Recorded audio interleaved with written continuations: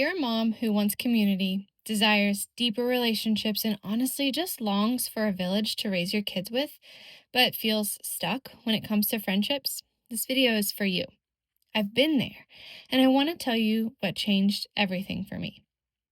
So, hey, friends, my name's Christine, and this space exists to encourage Christian women like you and me to find real connection through practical hospitality.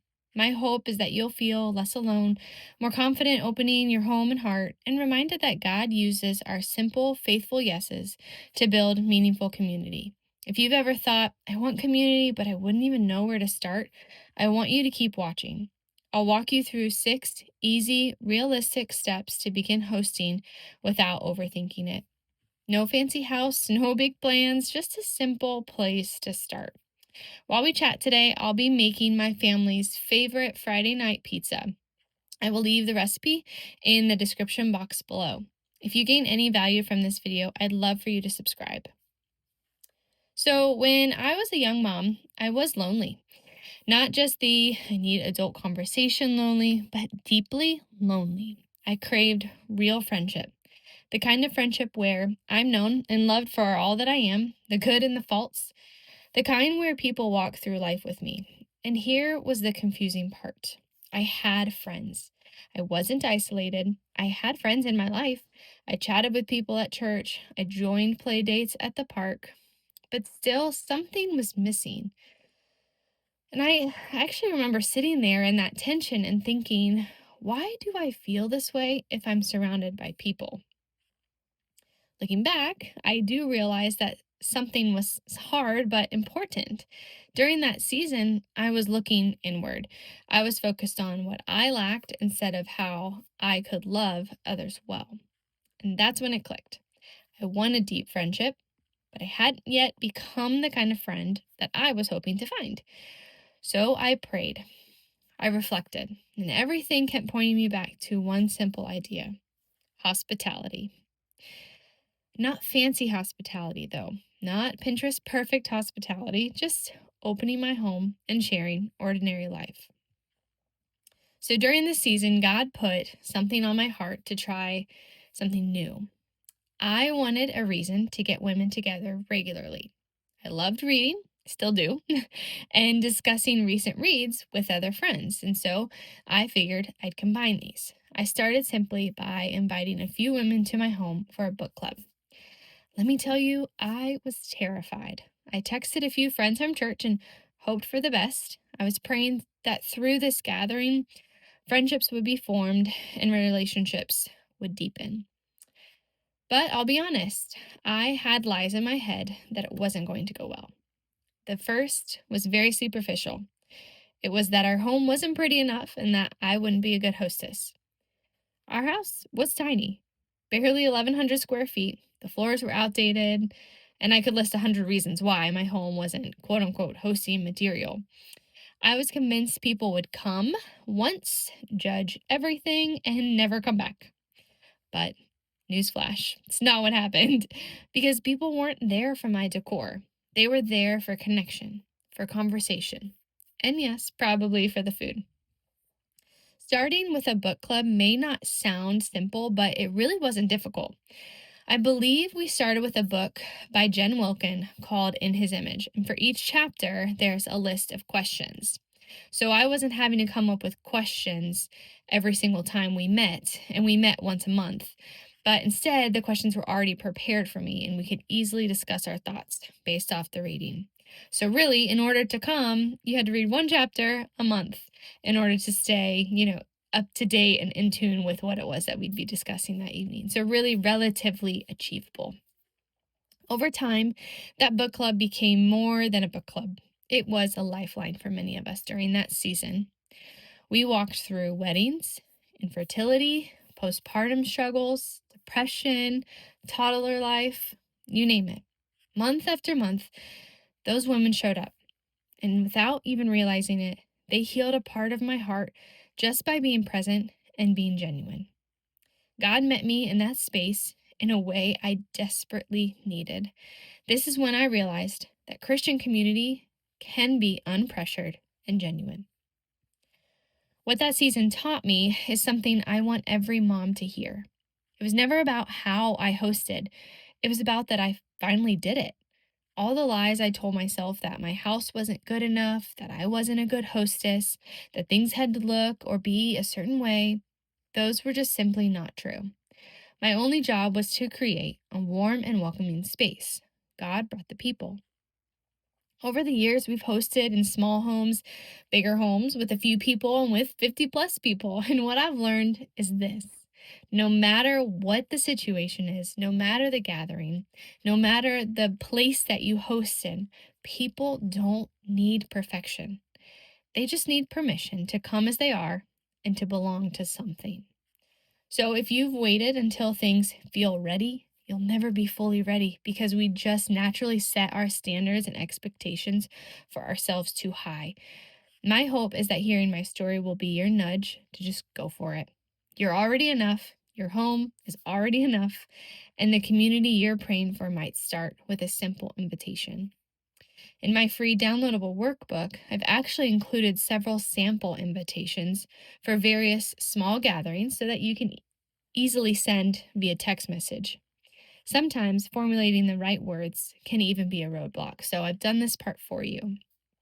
One of the main reasons I created this channel is because I have experienced a lot of ups and downs in the Christian community and hospitality space.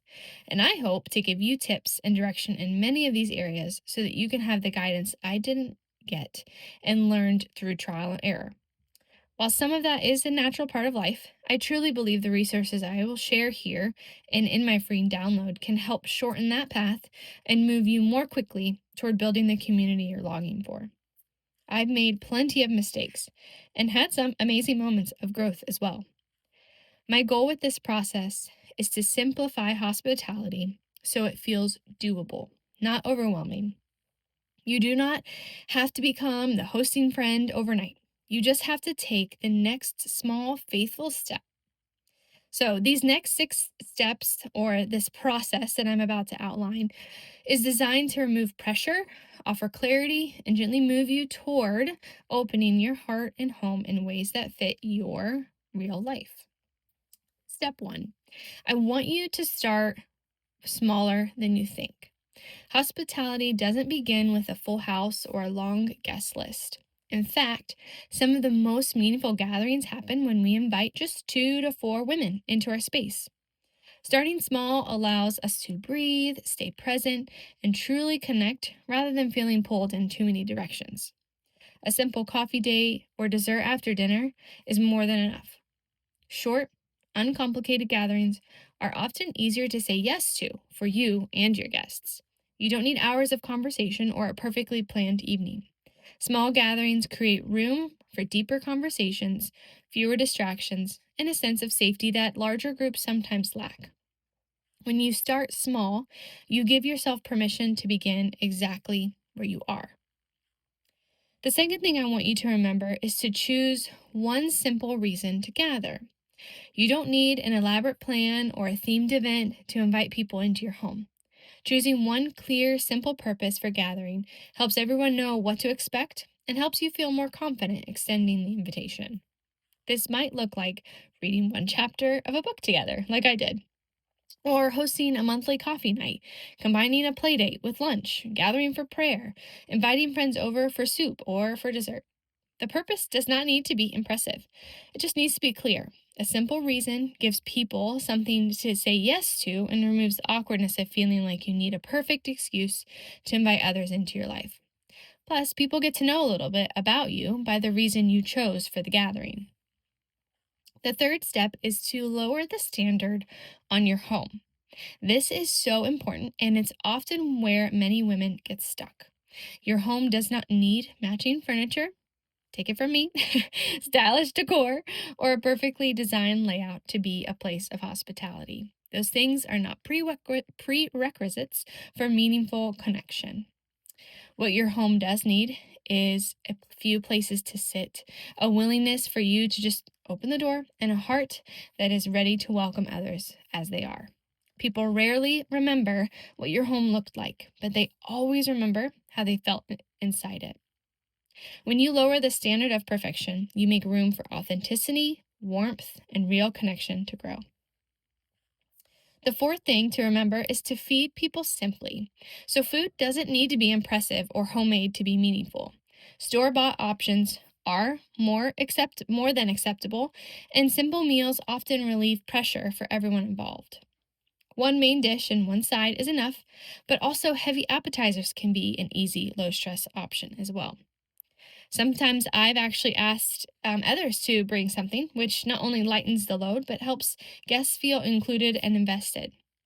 Sharing food is not about performance or presentation. It is about creating a shared experience. When food is simple, your attention can stay where it belongs, on the people around your table. Step 5. So expect it to be awkward, but do it anyway. Here's the honest truth.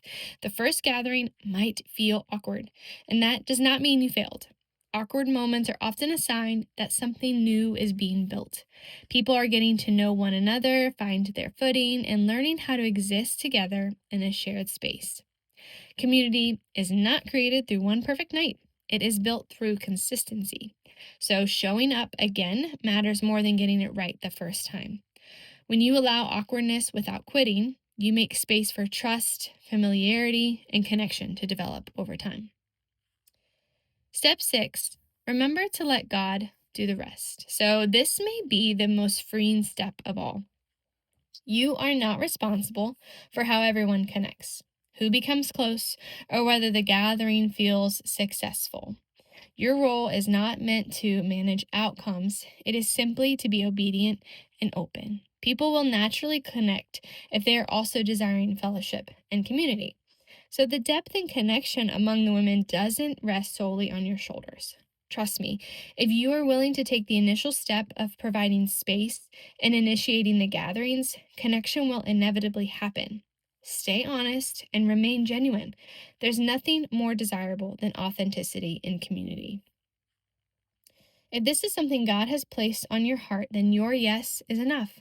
He brings the people who need this space, the conversations that need to happen, the growth that comes from community. Often, as you open your home for others, you'll realize that you are someone who needed that space just as much. If you're longing for community, don't wait to be invited. Be the invitation. Send the invitation. And trust that what you're offering, your time, your space, your heart, is enough. If you found value in this video, would you let me know in the comment section? I'd love to hear from you. What aspects of hosting make you feel most uncomfortable and challenged? What advice do you have for other moms hoping to host for the first time in this season of life? Don't forget to download my free workbook in the description box below and get started on your hospitality journey. Until then, thanks for watching. I'll see you next week.